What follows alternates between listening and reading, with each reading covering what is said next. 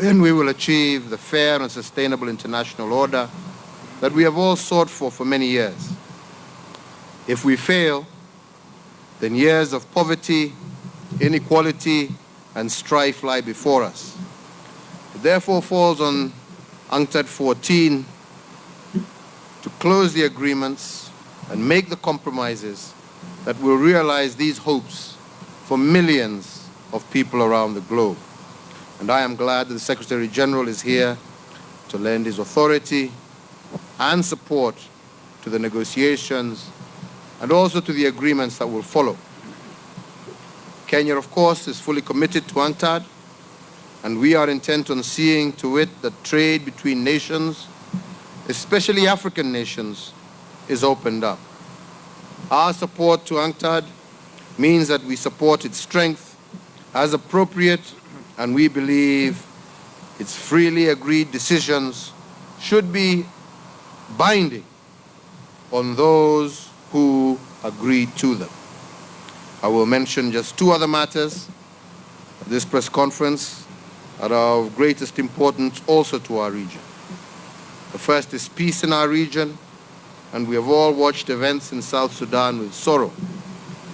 Indeed, our youngest brother in the region and the world has fallen yet again into division and violence, and it is our responsibility, all of us, but especially those of us in this region, to restore peace and indeed to restore it durably.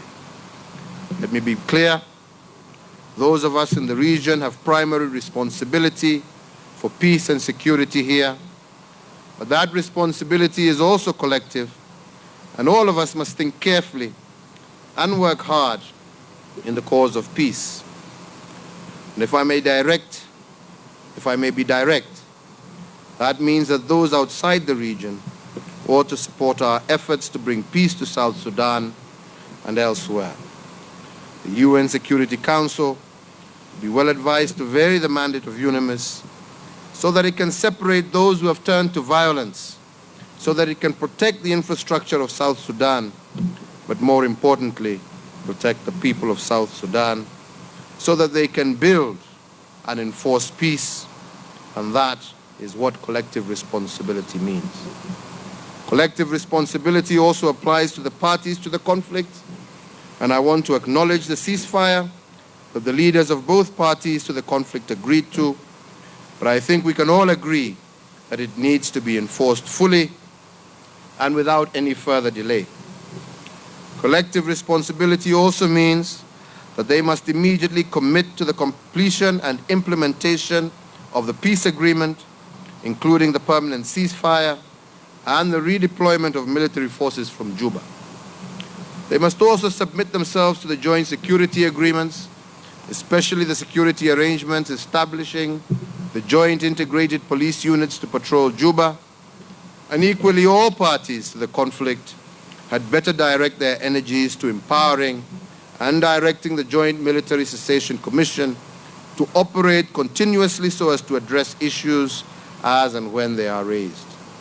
It remains for us at the region and also at the multilateral levels to maintain a united front to sustain the necessary pressure for the parties to rededicate themselves to the full implementation of the peace agreement and to bring a lasting peace and stability to the people of South Sudan. The second point is also as simple and is closely related to the first. Those of us who take the responsibility to protect innocents seriously also recognize another duty: to prevent terrorists and extremists from taking over spaces of humanitarian need or insecurity. Just this week, we have seen the damage, the destruction, and the death that one radicalized man can wreak. And I have no hesitation once again reminding the Secretary General and the UN system of the solemnity of their obligation. And I have no hesitation in reminding them that that obligation extends to support of our well-founded programs of repatriation. Ladies and gentlemen, so much for policy and for the discussion that will follow. in the days to come under the guidance of Mukisa Kitui. It is now my pleasure to ask you all to welcome the Secretary General and indeed every other delegate to UNCTAD, the UNCTAD 14 Summit. And I ask you also to welcome our old friend as he makes his few remarks. Once again, Secretary General, welcome to Nairobi. Thank you, Mr. President, distinguished ministers, Secretary General Mukisa Kitui of UNCTAD, UN colleagues, ladies and gentlemen of media, good evening. I'm pleased to be back in Nairobi once again on the occasion of the 14th session of the United Nations Conference on Trade and Development. As we all know, the region is once again experiencing threats of renewed fighting in South Sudan. Kenya continues to play a pivotal role. Its contribution to regional peace and stability remains crucial. I thank His Excellency President Uhuru Kenyatta for his strong leadership and personal engagement in this crisis. We are working together to ensure that peace returns to Juba and the rest of South Sudan. I appreciate Kenyan efforts to continue to impress on the parties in South Sudan to strictly abide by the cessation of hostilities and return to the peace process. I was pleased to participate yesterday with President Kenyatta in UNCTAD summit meeting together with many African Union leaders. I am also encouraged by the strong and unified voices by the African leaders. I have been urging the leaders of South Sudan, our country, the newest country in this world, only 5 years old, they should do much more for their future, better future. The leaders of these two countries are now disappointing the whole world's good support and good intention to support them. And I have been urging them that they should listen and hear the voices of the region and the world. And I'm particularly grateful to President Kenyatta for his very strong and principled position, which he demonstrated, particularly yesterday at summit meeting. And I count on your continuing leadership. And we just discussed again, focusing on this matter. And I count on not only President Kenyatta, but all the leaders in this region to show and to send unified and strong voices so that we are committed for peace and stability in this region, particularly in South Sudan. The recommendations which were agreed yesterday by UNCTAD summit meeting, which I fully support, will soon be implemented. At the same time, United Nations stands ready to work with international community, and particularly delivering humanitarian assistance to hundreds of thousands of people who need daily assistance. You can count on the United Nations. At the same time, I'd like to express my sincere appreciation to Kenyan government and people for their generously supporting many people who have been fleeing from South Sudan. As civilians fled the renewed fighting in South Sudan to neighboring areas, including Kakuma camp in Kenya, I commend the hospitality of your leadership and Kenyan people.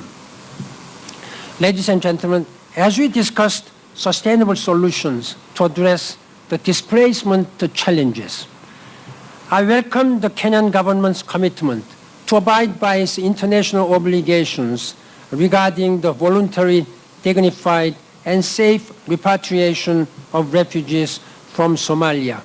I myself visited twice the Dadaab camp. I was very much grateful, at the same time saddened by what I have seen.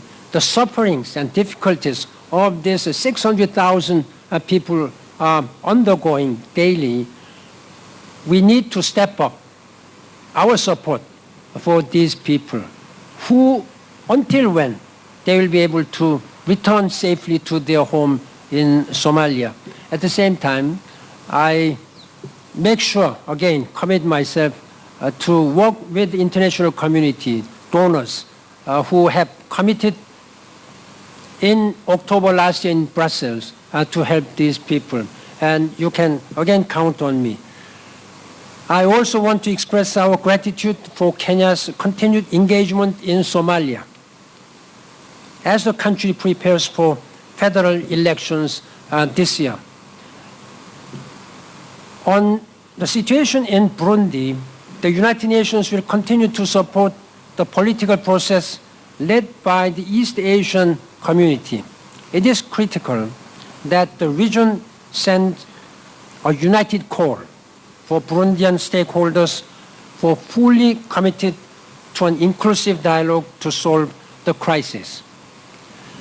Finally, ladies and gentlemen, let me just say how pleased I am to take part in the 14th session of the UNCTAD here in Nairobi. This is the second time that a UNCTAD conference is coming to Nairobi. It took place about 40 years ago, and I really count on such a strong commitment for trade and development through sustainable development goals. As we move forward to implement the 2030 Agenda for Sustainable Development and Addis Ababa Action Agenda, UNCTAD 14 can help shape how we turn these visions into reality by creating prosperity and long-term development for all, leaving no one behind.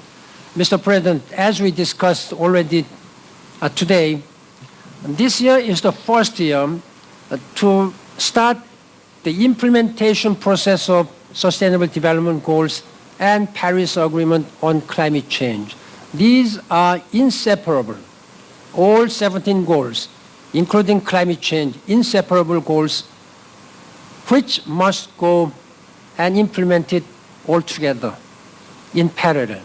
In that regard, there is a strong and serious impact which is now being experienced in Kenya because of the climate change. I am very much grateful for your government to have signed this Paris Agreement last April 22nd. Now, at this time, it's important that we make sure that this Paris Agreement enters into force before the end of this year. I would really appreciate, Mr. President, if you take all necessary measures to get it ratified by the Kenyan government. And I'd like to hope to continue to work with you. And I'd like to make sure that before I leave my job as Secretary General, to make sure that SDGs and climate change now in solid framework for implementation. Mr. President, ladies and gentlemen, again, I look forward to working together with the government and people of Kenya to advance peace, development, and human rights for all. And thank you for your strong leadership and commitment. Thank you.